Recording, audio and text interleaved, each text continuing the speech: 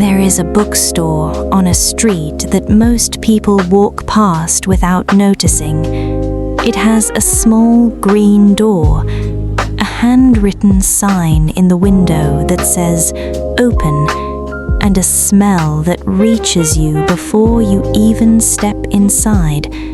Old paper, dust, ink, and something else, something like time.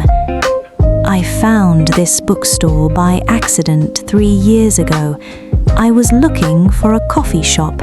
I turned the wrong corner, and there it was, the green door, the sign, the smell. Today, I want to take you there, to this small, quiet bookstore. We will walk the aisles together, look at the shelves, and along the way we will talk about habits, books, hobbies, and the words that belong to them. The first thing you see when you enter is a wooden table near the door. It holds a small collection of books that someone has chosen carefully. Not the newest books, not the most popular ones, just interesting ones, surprising ones. I always stop at this table every time I come. It is a habit now, and that brings us to our first word, habit. H-A-B-I-T, habit. A habit is something you do regularly, almost without thinking. It is a repeated action that becomes part of your daily life.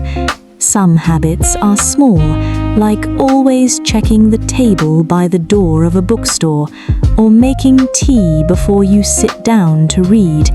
Some habits are bigger, like reading every night before sleep, or writing in a journal every morning. You can say, "I have a habit of reading before bed," or "It's a habit I picked up years ago." Picked up means started doing, usually gradually. You pick up habits the way you pick up small things and put them in your pocket, without always noticing. I move deeper into the bookstore now, past the front table, past a small shelf of maps and travel books, and into the main room where tall wooden shelves reach almost to the ceiling. The shelves are not perfectly organized. Some books are standing upright, some are lying on their sides.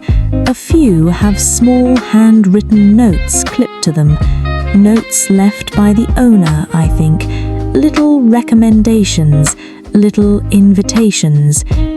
One note says, "If you liked slow mornings, you will like this." Another says, "Read this when you have nowhere to be." And one near the bottom shelf says simply, "This one changed something in me."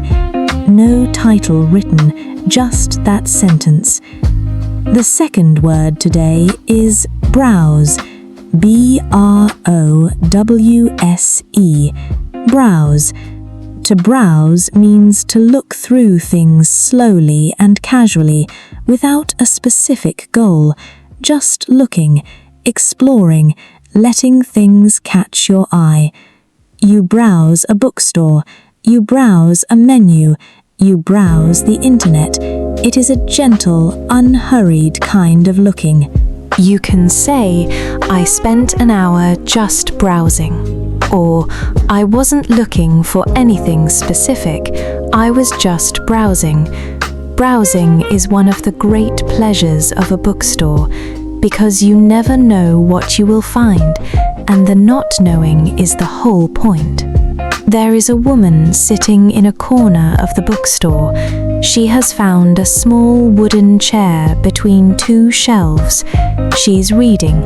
Her bag is on the floor beside her. Her shoes are slightly muddy, like she walked here through the park. She is completely absorbed in her book. Absorbed. A-B-S-O-R-B-E-D. Absorbed. When you are absorbed in something, you are so focused on it that you forget everything else. Time disappears, the room disappears, even you disappear, a little. You are just inside the thing, inside the book, inside the music, inside the painting. You can say, she was completely absorbed in her reading, or I get absorbed in a good book very easily. Absorbed, the best way to spend an afternoon. I find a section near the back of the store labeled simply Hobbies. It is a small section, maybe 30 books, but what a 30 books it is. Let us talk about the word hobby, H-O-B-B-Y, hobby. A hobby is an activity you do regularly in your free time, purely for enjoyment, not for money, not because you have to, just because it makes you feel good. Reading is a hobby, drawing is a hobby, cooking for pleasure is a hobby. Even walking slowly through bookstores can be a hobby. You can say, my hobby is photography, or I took up painting as a hobby last year. Took up means started doing, like picked up from before. In English, we often say we take up a hobby or pick up a hobby. Both mean the same thing. We begin, we try, we make it part of our life. The next word is routine, R-O-U-T-I-N-E, routine. A routine is a regular sequence of actions, the things you do in a certain order at a certain time most days. Your morning routine, your bedtime routine, your reading routine. Routines are different from habits in a small way. A habit is one repeated action. A routine is a series of actions done together in order. For example, every Sunday morning I come to this bookstore. I look at the front table. I browse the shelves for 20 minutes. I choose one book. I take it to the small cafe next door. I order a tea and I read the first chapter. That's my routine. It doesn't take long, but it gives the whole week a shape. You can say, I have a Sunday routine, or reading is part of my daily routine. Routine, the quiet structure that holds your days together. Near the hobby section, there is a small notice board on the wall. People have pinned things to it. A flyer for a local writing group, an invitation to a drawing class for beginners, a handwritten note that says, looking for a knitting partner, Tuesdays at 3, and a card from someone offering to teach bookbinding to anyone interested. I love this notice board. It tells me something true about hobbies. That they are not only about the thing itself, they are about finding people who love the same thing. A writing group, a drawing class, a knitting partner. Hobbies build connections. Quietly, gently, one shared interest at a time. The next word is Pastime. P-A-S-T-I-M-E. Pastime. A pastime is an activity you enjoy doing in your spare time. It is very similar to hobby. But pastime has a slightly lighter feeling. A hobby feels like something you are dedicated to. A pastime feels like something pleasant you do to pass the time. Reading is both a hobby and a pastime. Watching birds from your window is more of a pastime. Training for a marathon is more of a hobby. The line is soft. Use whichever word feels right. You can say, reading is my favorite pastime. Or, crossword puzzles are a popular pastime. Pastime. A word that sounds exactly like what it means. Time passing pleasantly. Savor. S-A-V-O-R. Savor. To savor something means to enjoy it slowly and fully. To not rush. To pay attention to every part of the experience. You savor a meal. You savor a moment. You savor a beautiful sentence in a book. Savoring is the opposite of rushing. It is the art of taking your time with something good. You can say, I like to savor a good book.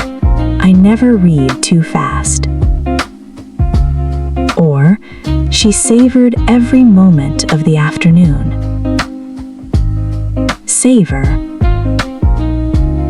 The word itself feels worth savoring. Now I want to talk to you directly. Not about the bookstore for a moment, just about you. You have a habit of listening to English. Maybe you started recently, maybe you have been doing it for a long time. Either way, it is a habit now. And habits, when repeated, become something more. They become part of who you are. Listening to a language is a kind of hobby. A quiet one. An invisible one. But a real one. You are building something every time you listen. Not quickly. Not all at once. But steadily. The way you build any good thing. Brick by brick. Word by word. Page by page. The last section of the bookstore I want to show you is the smallest. It's a little alcove at the very back. Low ceiling, 2 short shelves, a single lamp in the corner with a warm orange shade. The sign above it says, Books About Living. Books about living. Not fiction, not history, not science. Just books about how to spend your days, how to pay attention, how to slow down, how to find meaning in ordinary things, how to live. I sit on the small step at the entrance to the alcove. I take a book from the shelf. It falls open to a page near the middle. And the first sentence I read says, A life without hobbies is a life without pockets. Nowhere to put the small, beautiful things. Before we leave the bookshop, I want to give you a few phrases to take with you. Natural English phrases connected to habits, hobbies, and the things we love doing. The first phrase, I've gotten into it lately. This means you have recently started enjoying something. I've gotten into baking lately. I've gotten into reading before bed. Gotten into means you discovered it, you started it, and now you enjoy it regularly. It sounds very natural, very relaxed, like something that happened without too much effort. The second phrase, it helps me unwind. Unwind, as you may remember, means to relax. Reading helps me unwind. Cooking helps me unwind after a long day. This phrase says, this activity is not just fun, it is also good for me. It brings me back to myself. The third phrase, I lose track of time. When you are absorbed in a hobby, time disappears. You look up and an hour has passed, or 2, or 3. When I read, I completely lose track of time. I lose track of time whenever I draw. Losing track of time is one of the best signs that you have found a true hobby, something that pulls you all the way in. And the fourth phrase, it's become a bit of a ritual. A ritual is more than a habit. It is a habit that feels meaningful, special, like a small ceremony you give yourself. My Sunday bookstore visit has become a bit of a ritual. Making coffee in the morning is a ritual for me. A ritual says, this thing matters. I have decided it matters, and so it does. I buy 2 books before I leave. The one with the first line that changed something, and a small book of poems about ordinary things. Coffee cups, open windows, the sound a book makes when you close it. The owner wraps them in brown paper and ties the paper with string, without being asked, just because that is how she does it, a ritual of her own. I stand at the green door for a moment before I step out. I look back at the shelves. The woman in the corner is still reading. The notice board is still full of quiet invitations. The lamp in the alcove is still warm. Everything is exactly as it should be. Let me say the words we learned today one more time, slowly, as a kind of gift to take with you. Habit, browse, absorbed, hobby, routine, pastime, savor. Say them slowly tonight. Let them settle. They are yours now. Thank you for coming to the bookstore with me today, for browsing the shelves, for sitting in the quiet, for listening. This too is a habit worth keeping. Come back anytime. The green door will be open, the shelves will be waiting, and there will always be one more word to find. Until next time, keep your pockets full of beautiful things. Goodbye for now.